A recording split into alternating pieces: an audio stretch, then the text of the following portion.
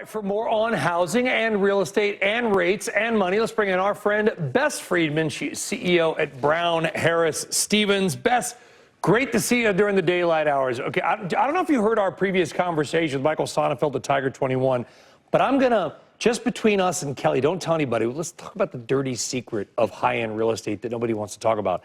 I understand that mortgage rates matter to most people in America. I get that. They would matter to me. But for a lot of your buyers and a lot of people in towns like where we live, they pay cash. They don't care what mortgage rates are. How has cash changed the real estate market? Yeah, first of all, Solly, it's so nice to see you and Kelly as well. But yeah, in like cities like New York, it's a big cash market. And so that's not really having the same impact that the rest of the country is having because rates deeply impact them.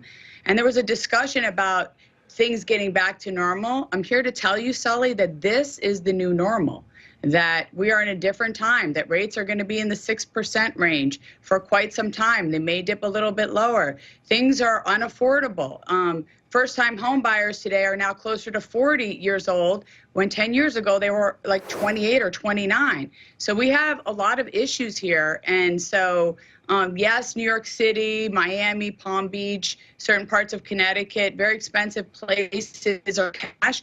But most of the country, most people are looking to buy their dream home, their first-time home. And we have to make that a possibility again. We have failed the American people because it's become affordable.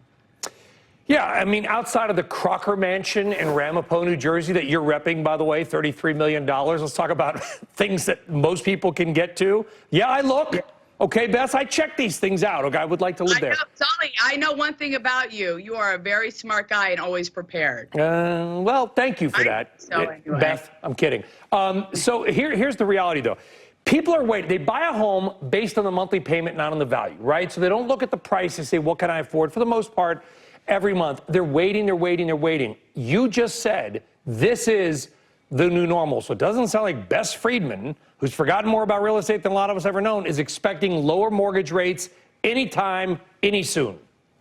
Well, look, January was a better month. There was more activity. And I don't know. I feel like this is a whiplash environment. I don't know what's happening. Could rates go down a little bit? Could we start to see more activity? It's possible. But I will tell you this, that the progress is going to be incremental. We've been at a standstill with buyers and sellers.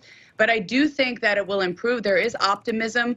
Bonuses are up 20% on Wall Street, you know, and the economy is doing well, and maybe some wars are ending, which could be a good thing. And so the American people are potentially in a very good position. So I'm pretty bullish on housing. I just think we need to get back to a place where young people can buy their first home.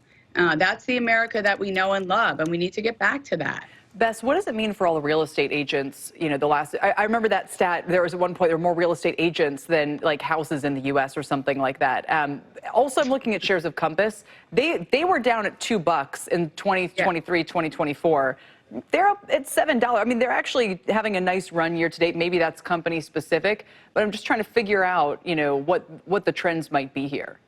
Yeah, I mean, it's hard to say. I mean, Compass is a really big company, and they have spent a lot of money and to build what they have and acquire, and that's great. You know, they do things a little bit differently. But I think in real estate, it's always been about putting your client's interest first, about transparency, about representing them. It's an information and service business. And the real estate agents that you see on TV, Kelly, those reality shows are not reality. That's a bunch of fluff and ridiculousness. It's a clown car.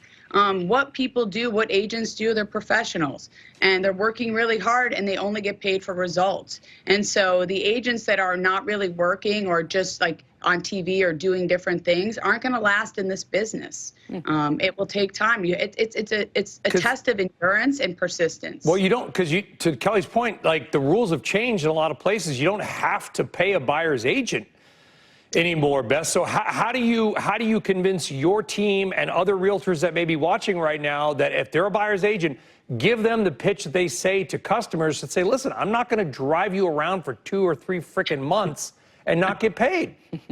Listen, Sully, you know, things were misconstrued. The narrative was misconstrued. commissions were always negotiable, and you have to show your value when you're working with a buyer. If you're looking to buy an apartment or whatever it is, you want to work with someone who has a knowledge about the neighborhood, the building, whatever it is that can help you. And then they'll want to pay you. So it's up to each agent to prove that and explain it. And so I think agents that are good at what they do are having no problem. And transparency is important, and we should always be clear about what things cost. This is a good thing. Wow. Some of them, we've put it through for years. Yeah, but I always say, I don't, we're not in, but maybe we see that. We're just curious. Bess, thanks. Appreciate it. Thanks for joining us today. Thank you, guys. Have a great day. See you soon. By the way, can you break some news? Are you and Eric, are you thinking about bidding on the Crocker Mansion in New Jersey? What's the Crocker Mansion? So it's a 46-room mansion that Bess is representing. It's like the biggest house in New Jersey. Yeah, we'll put it at a $2 bid and see if there's, Well, hey, it's a bid. It's got to cost a lot to maintain. Maybe they're looking to offload it. Maybe it's Betty Crocker. I haven't. Somebody did something right. They were Tiger 21 members. Don't touch.